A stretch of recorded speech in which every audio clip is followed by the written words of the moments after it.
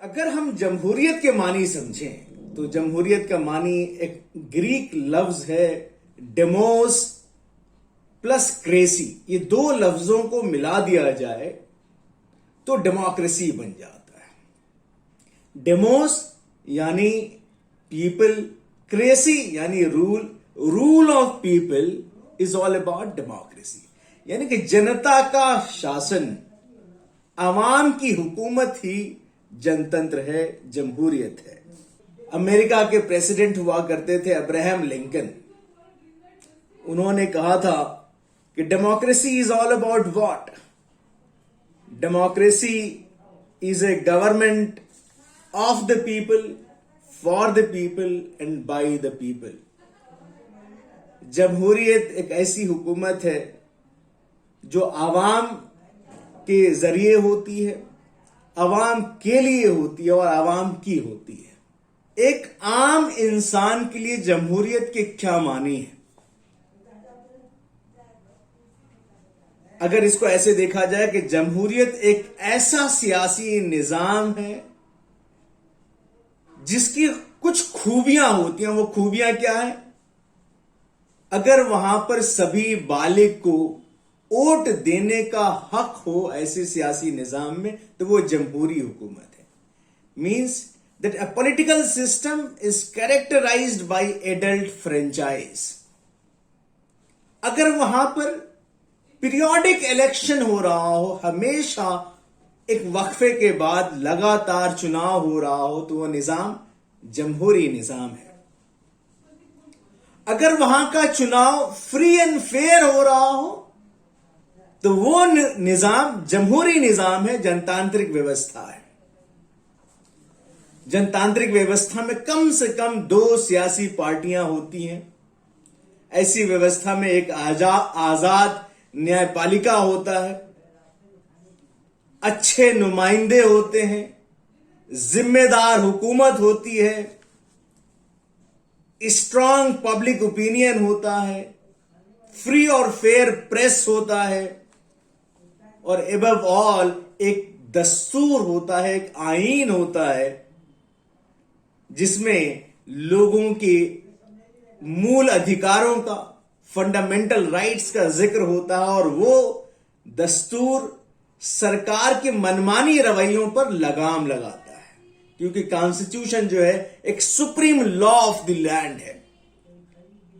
लेकिन सिर्फ यही सारी चीजें जनतंत्र को नहीं बनाती। जनतंत्र को बनाने के लिए जनतांत्रिक समाज को होना जरूरी है। जनतंत्र जो है सिर्फ एक राजनैतिक व्यवस्था का नाम नहीं है। अगर समाज जनतांत्रिक नहीं है, अगर सोसाइटी डेमोक्रेटिक नहीं है, लोगों की तर्ज जिंदगी डेमोक्रेटिक नहीं है, अगर लोगों के बीच में हम आहंगी नहीं है, हार्मोनियस लाइफ स्टाइल नहीं है, तो कोई भी डेमोक्रेसी सक्सीड नहीं हो सकती है। हम भी जब आजाद होते हैं, हमने भी डेमोक्रेसी को एडॉप्ट किया है। हमारा संविधान जो 26 नवंबर 1949 को जब हम एडॉप्ट करते हैं, हम एक प्रियम्बल के साथ आते हैं। प्रियम्बल आप देखेंगे कि इसकी शुरुआत होती है कि we the people of India having solemnly resolve to constitute India into a sovereign socialist secular democratic republic. हम एक डेमोक्रेटिक रिपब्लिक हैं। इस बात को हमने अपनी प्रस्तावना में, तमहीद में, अपनी इंट्रोडक्शन में, प्रियम्बल में ही कह दिया। और ये डेमोक्रेसी हमारी बुनियादी ढांचा, हमारी मूल ढांचा है हमारे देश की संविधान की, हमारी देश की। कि इवन अगर हमारे देश की पार्लियामेंट जो है, जो अगर चाहे कि इसको अमेंड करके एक डिक्टेटरशिप बना दे, एक मोनार्किक गवर्नमेंट बना दे, तो ये नहीं हो सकती है। क्योंकि इस डेमोक्रेसी को बेसिक स्ट्रक्चर दिया गया, नाम हमारे Kesavananda Bharati versus state of Kerala, जो 1973 में जजमेंट आता है। इस जजमेंट के तहत डेमोक्रेसी को एक बेसिक स्ट्रक्चर का हिस्सा माना गया, जिसको हमारे देश की पार्लियामेंट अमेंड नहीं कर सकती। इसी प्रियम्बल में आप जब देखेंगे कि we the people means who is sovereign, source of power कौन है हमारे यहां? जो है, जो इक्तदार आला है हमारे देश का, वो कौन है? आवाम, we the people of India. हम देश के नागरिक जो संप्रभु है, सावरिन है, इक्तदार आला है, और हमने अपना आईन बनाया है। उस आईन में हमने जो तर्ज हुकूमत अडॉप्ट की है वो डेमोक्रेटिक रिपब्लिक की है। हमारे देश की जो संविधान है उसकी रूह में जमहूरियत है। हमने एक ऐसी संसदीय व्यवस्था, एक ऐसा पार्लियामानी निजाम कायम किया जो अपने आप में सुप्रीम होगा। तो इससे पहले देखें कि हमने हिंदुस्तान ने एक पार्लियामेंट्री डेमोक्रेसी को एडॉप्ट किया। अब पार्लियामेंट्री डेमोक्रेसी जो है, डेमोक्रेसी का वो हिस्सा है। डेमोक्रेसी के दो हिस्से होते हैं, एक डायरेक्ट डेमोक्रेसी, एक इनडायरेक्ट डेमोक्रेसी। एक डायरेक्ट डेमोक्रेसी एक ऐसी तर्ज हुकूमत जिसमें आवाम डायरेक्टली अपने ऊपर हुकूमत करती है। दूसरा होता है इनडायरेक्ट डेमोक्रेसी, बिलरास्त तरीके से आवाम हुकूमत करती है, कि इनडायरेक्ट तरीके से अपने ऊपर हुकूमत करते हो। इनडायरेक्ट तरीका क्या होगा कि आवाम जो है अपना एक प्रतिनिधि चुनती है, और उस प्रतिनिधि को चुन करके संसद में, पार्लियामेंट में भेजती है। वो एमपी और वो एमएलए अपनी जनता के लिए, अपने कॉन्स्टिट्यूएंसी के लिए या उसकी मफाद की नुमाइंदगी करता है उस पार्लियामेंट में, और उनकी बुनियाद पर एक बेहतर कानून साजी का काम अंजाम देता है। तो हिंदुस्तान ने इनडायरेक्ट डेमोक्रेसी को एडॉप्ट किया, और इनडायरेक्ट डेमोक्रेसी यह था कि we will go with the parliamentary system of government. Parliament के तीन हिस्से, एक प्रेसिडेंट, एक लोकसभा, एक राज्यसभा, तीन बॉडी होते हैं। ये तीनों चीजें मिलकर के पार्लियामेंट को बनाती हैं।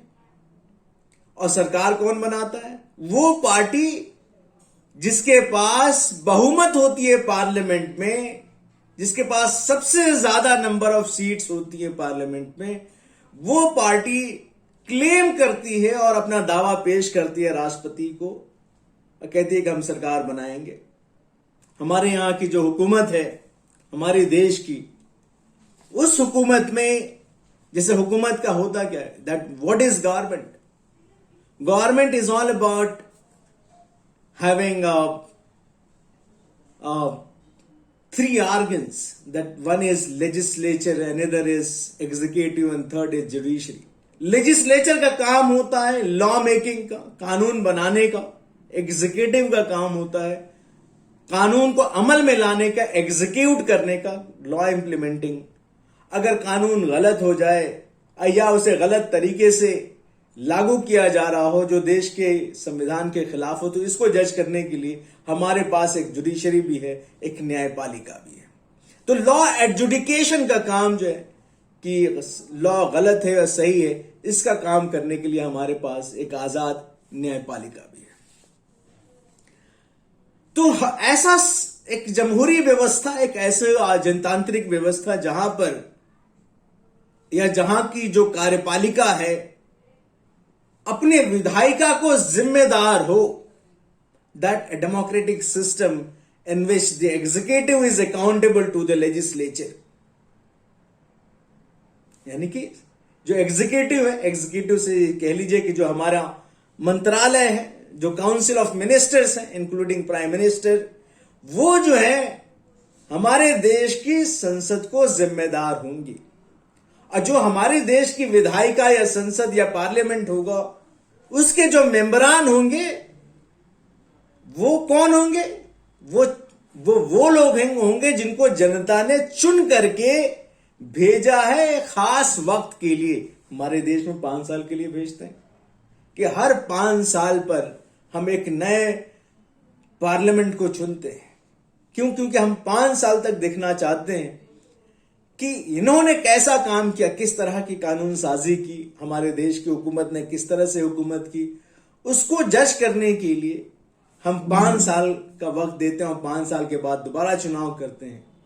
और उस चुनाव को कराने के लिए एक फ्री एंड इंडिपेंडेंट बॉडी हमने बनाई, इलेक्शन कमीशन ऑफ इंडिया, जिसका काम है फ्री और फेयर इलेक्शन कराना, पीरियोडिक इलेक्शन कराना, आजाद तरीके से चुनाव कराना है। तो हमारे पास जो है एक ऐसी जनतांत्रिक व्यवस्था जिसमें हमने सेपरेशन ऑफ पावर भी किया, दैट जब सेपरेशन ऑफ पावर की जो तकसीम है, कि जो लेजिस्लेचर है उसका काम सिर्फ जो है कानून बनाने का होगा, जो एग्जीक्यूटिव है उसका काम सिर्फ कानून को लागू करने का होगा, जो जुडिशरी है उसका काम जो है अदलिया का होगा और सही और गलत का फैसला करने का, और यह देखने का कि देश का कानून जो है संविधान के हिसाब से बना है या नहीं बना है। तो तीनों के काम के अलग अलग हैं। ये प्रिंसिपल सेपरेशन ऑफ पावर का मॉन्टेस्क्यू ने डेवलप किया था अपनी किताब स्पिरिट ऑफ लॉज में। वहां पर के सरकार के जो तीनों आर्गन होंगे वो अपने आप में आजाद होंगे और कोई भी आर्गन एक दूसरे के काम में दखल नहीं देगा। Means that each organ is independent, executive is independent, legislature is independent, and judiciary is independent, and no organ should interfere in the work of each other. कोई भी दखल नहीं देगा। यह सेपरेशन ऑफ पावर का एक प्रिंसिपल है, एक उसूल है, एक सिद्धांत है। लेकिन हिंदुस्तान में जिस तरह का निजाम हमने कायम किया वो निजाम एक अलग तरीके का है। क्योंकि पार्लियामेंट्री फॉर्म ऑफ गवर्नमेंट में 5 प्रिंसिपल्स याद कर लीजिए कि जब भी कोई आपसे पूछे कि हिंदुस्तान की जो जमहूरियत है, जो पार्लिमानी निजाम हम कहते हैं, पार्लियामेंट्री सिस्टम कहते हैं, उसकी जो अहम खुसूसियात हैं वो क्या है। पहला यह है कि हमारे यहां फ्यूजन ऑफ पावर है, सेपरेशन ऑफ पावर तो नहीं है। जो टेक्निकल सेंस में, जिस सेंस में मॉन्टेस्क्यू ने अपने इस लफ्ज जो है सेपरेशन ऑफ पावर का इस्तेमाल किया, उस सेंस में या जिस सेंस में अमेरिका में सेपरेशन ऑफ पावर्स को फॉलो किया जा रहा है, जहां एग्जीक्यूटिव अलग, जुडिशरी अलग, लेजिस्लेचर अलग, उस तरह का निजाम हमारा नहीं है। हमने सेपरेशन ऑफ पावर की जगह पे हमने फ्यूजन ऑफ पावर किया, एक हार्मनी कायम की हमारे यहां पे, कि लेजिस्लेचर और एग्जीक्यूटिव के बीच में एक हार्मोनियस रिलेशनशिप होना चाहिए, एक बेहतर हम आहंगी होनी चाहिए। तो पहला प्रिंसिपल कि we are having a fusion of power. Fusion of power means जो शक्तियां हैं लेजिस्लेचर की और एग्जीक्यूटिव की, दोनों मिली हुई हैं। क्यों मिली हुई हैं? क्योंकि हमारे यहां पार्लियामेंटेरियंस का अलग चुनाव नहीं होता और एग्जीक्यूटिव का अलग चुनाव नहीं होता। जैसे अमेरिका में आप देखेंगे कि प्रेसिडेंट का चुनाव वहां की जनता अपने आप करती है, डायरेक्ट करती है, 4 साल के लिए चुने जाते हैं। अब वो प्रेसिडेंट जो होता है अपने मंत्रियों का चुनाव खुद करता है। वो अपनी चॉइस के लोगों का, उन लोगों का जो बेहतर काम अंजाम दे सकते हैं, उनका चुनाव प्रेसिडेंट अपनी मर्जी से करते हैं। अब वहां अमेरिका में जो मंत्री बनाए जाते हैं वो संसद का हिस्सा नहीं होने चाहिए, किसी, चाहे वो सीनेट का या हाउस ऑफ रिप्रेजेंटेटिव का, दोनों का हिस्सा नहीं होना चाहिए। वो अगर दोनों के हिस्से हैं, दोनों के मेंबर हैं किसी के, तो उनको रिजाइन करना पड़ेगा मंत्री बनने के लिए। तो वहां पे जो कार्यपालिका है, एग्जीक्यूटिव है, पूरी तरीके से आजाद है, उसका कोई रिश्ता जो है लेजिस्लेचर के साथ नहीं है। वहां पर सीनेट का जो अपर बॉडी है और जो हाउस ऑफ रिप्रेजेंटेटिव का वो भी बॉडी है, वो दोनों जो है उनका चुनाव अलग होता है। और जुडिशरी भी अपना एक अलग ऑर्गन है, उसका कोई रिश्ता एग्जीक्यूटिव लेजिस्लेचर से इस टेक्निकल सेंस में नहीं है। हिंदुस्तान में क्या है? हिंदुस्तान में एग्जीक्यूटिव का चुनाव अलग से नहीं होता। आपने नहीं देखा होगा कि प्राइम मिनिस्टर का चुनाव होता है, नहीं। हमारे देश में प्राइम मिनिस्टर का चुनाव नहीं होता। हमारे देश में मंत्रियों का भी चुनाव नहीं होता। तो हमारे देश में हुकूमत किसकी बनती है? तो हमारे देश में हुकूमत उस राजनीतिक दल की बनती है जिस दल की पार्लियामेंट में अक्सरियत होती है, बहुमत होती है। यानी कि इसका मानी क्या हो कि पार्लियामेंट बनाता है एग्जीक्यूटिव, लेजिस्लेचर एग्जीक्यूटिव को वजूद में लेके आता। अगर लेजिस्लेचर नहीं होगा तो एग्जीक्यूटिव नहीं होगा, दोनों एक दूसरे से जुड़े होते हैं। यानी कि प्राइम मिनिस्टर का अलग से चुनाव नहीं, मंत्रियों का अलग से चुनाव नहीं। जो मंत्री बनेंगे वो या तो राज्यसभा के मेंबर होने चाहिए या लोकसभा के मेंबर होने चाहिए। अगर बाई एनी चांस अगर कोई लोकसभा और राज्यसभा का मेंबर नहीं है और हमारे मुल्क के वजीर आजम उन्हें मंत्री बनाना चाहते हैं, तो उन्हें 6 महीने के अंदर अंदर चुनाव जीतना पड़ेगा, या तो लोकसभा का या तो राज्यसभा का। यानी कि सदन का मेंबर होना लाजमी शर्त है। यानी कि अगर सदन के मेंबर नहीं है तो आप मंत्री भी नहीं बन सकते, वजीर आजम भी नहीं बन सकते। आप देखेंगे मनमोहन सिंह जी, वो नहीं थे लोकसभा के मेंबर, प्राइम मिनिस्टर उनको चुन लिया गया तो 6 महीने के अंदर अंदर वो चुनाव जीत करके आते हैं राज्यसभा का, और फिर वो बनाए जाते हैं, जो कंटिन्यू करते हैं एज ए प्राइम मिनिस्टर। ठीक उसी तरीके से आपने देखा कि ममता बनर्जी जो है वेस्ट बंगाल में अभी कुछ हाल ही के दिनों में अपना चुनाव हार जाती हैं, लेकिन फिर भी उन्हें मुख्यमंत्री बना दिया जाता है। लेकिन 6 महीने के अंदर अंदर उनको दोबारा अपनी होम कॉन्स्टिट्यूएंसी से चुनाव जीत करके आती हैं और फिर वो कंटिन्यू करती। अगर वो नहीं जीतती तो मुख्यमंत्री नहीं रह सकती थी। तो हमारे यहां का जो वजीर हैं या जो वजीर आजम है या जो ये काउंसिल ऑफ मिनिस्टर्स हैं, वो उसका वजूद नहीं आ सकता जब तक कि पार्लियामेंट उसे ना बने। यानी कि पार्लियामेंट बनाती है, इसलिए हमारे यहां फ्यूजन ऑफ पावर है। दूसरा उसूल हमारे यहां का क्या है, एक पार्लियामानी सिस्टम का दूसरा उसूल यह है कि that the ministry, the council of minister is collectively responsible to the legislature। यानी कि जो हमारे यहां जो वजीर आजम है, जो उनके वजीर हैं, जो काउंसिल ऑफ मिनिस्टर्स हैं, ये इज्तिमाई तौर पर जिम्मेदार हैं हमारे देश की पार्लियामेंट को।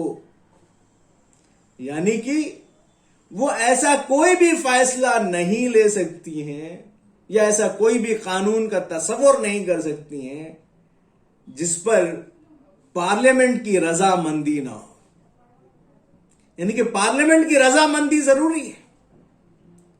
अगर पार्लियामेंट की रजामंदी नहीं है, अगर पार्लियामेंट नाखुश हो जाती है सरकार के किसी फैसले से, तो हमारे यहां नो कॉन्फिडेंस मोशन आ सकता है और वो अविश्वास का प्रस्ताव सरकार को गिरा सकता है। तो वहां पर एक एक सवाल जो पार्लियामेंटेरियंस पूछते हैं पार्लियामेंट में किसी मिनिस्टर से या सरकार से, उसका जवाब देना लाजमी शर्त है। इसीलिए पार्लियामेंट है। तो क्योंकि हमने पार्लियामेंट को एक आला मुकाम दे रखा है हमारे अपने निजाम में, इसलिए हमारा पार्लियामेंट्री हुकूमत है कि हमारी देश की हुकूमत, हमारे मुल्क की हुकूमत इज्तिमाई तौर से जिम्मेदार है, कलेक्टिव रिस्पॉन्सिबिलिटी है हमारे देश की पार्लियामेंट को। और हमने एक बार और बात बताई, तीसरी खुसूसियत यह है कि हमारे देश में एक डिफरेंस है between head of the state and head of the government. आप देखें यूनाइटेड स्टेट्स ऑफ अमेरिका में जो मेडिसोनियन डेमोक्रेसी कही जाती है, वहां पर एक सदर जमहूरिया है, जो सदर जमहूरिया है वही सदर हुकूमत है।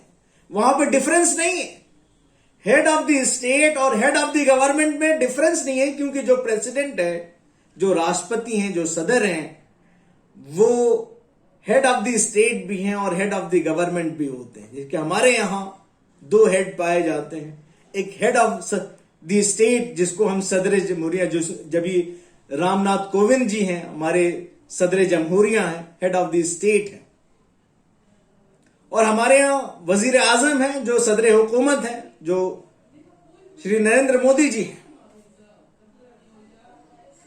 तो Modi ji head of the government और रामनाथ कोविंद जी एक हेड ऑफ द स्टेट है, लेकिन दोनों जो है जनता के द्वारा चुने गए हैं। जो उनके इंतखाब होते हैं ऐसे नहीं, जैसे इंग्लैंड में है कि इंग्लैंड में भी सदर हुकूमत और सदर जमहूरिया अलग हैं, वहां पर क्वीन और किंग की हुकूमत होती है, लेकिन वहां के जो किंग और क्वीन है वो रिपब्लिकन सिस्टम नहीं, वो एक कॉन्स्टिट्यूशनल मोनार्की है। मोनार्क है, एक राजा बादशाह या एक रानी की हुकूमत है जो हेरिडेटरी है, वंशानुगत है। एक जो है खानदान के जो जो जो चिराग होंगे सबसे बड़े उस घर के, उन्हीं को सदर जमहूरिया की जिम्मेदारी मिलेगी इंग्लैंड में। लेकिन हमारे यहां जो सदर जमहूरिया है वो भी 5 साल के लिए चुने जाते हैं,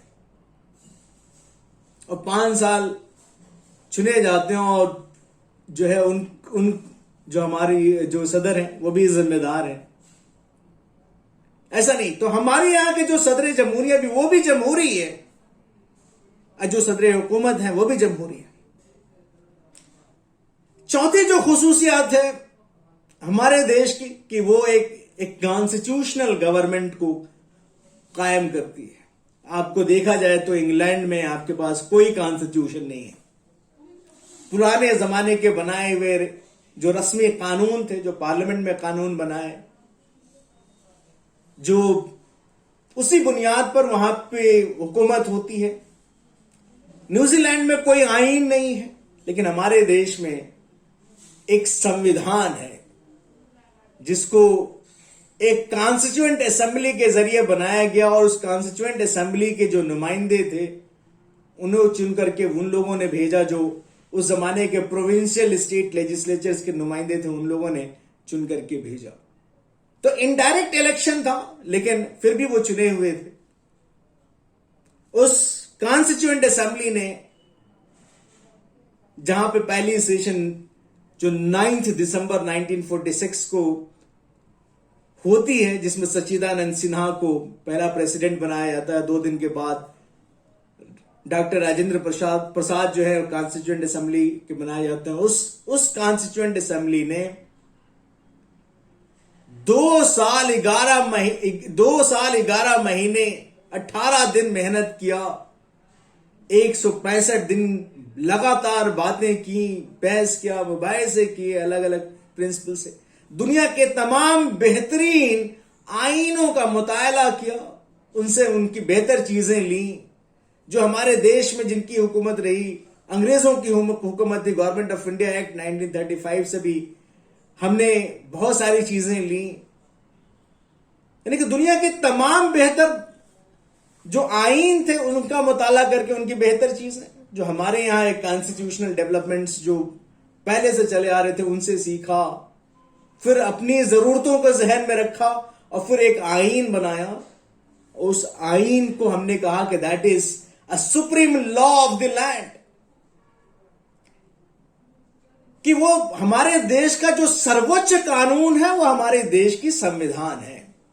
वो संविधान आज जो है 395 आर्टिकल्स थे, उसी आर्टिकल्स में A, B, C, D add करके अगर देखा जाए तो 450 से ज्यादा आर्टिकल्स हो गए हैं। 104 बार हमने उस संविधान को संशोधन किया, उस आईन में तरमीम किया 104 बार, अपनी जरूरतों के मुताबिक वक्तन बवक्तन जो भी जरूरतें हमारी आन पड़ी और हमें लगा कि हमारे आईन में थोड़ी तब्दीली करनी चाहिए, और हमने किया।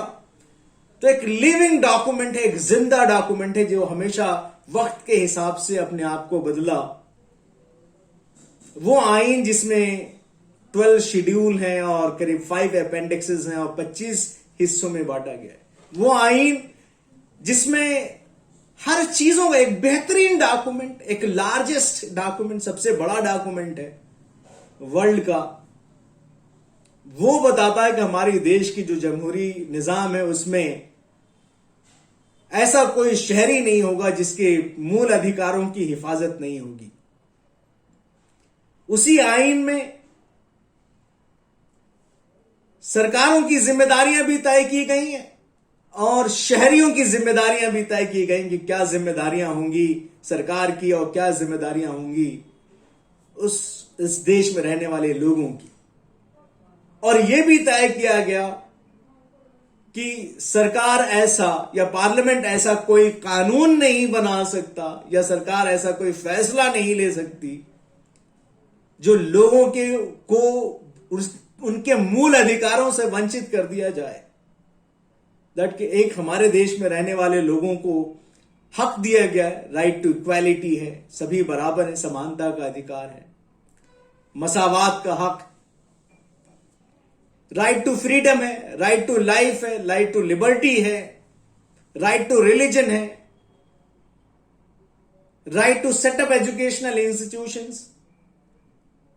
हमें अपने मजहब की, अपनी भाषा बोली की, अपनी कल्चर को प्रोटेक्ट करने का भी हक है।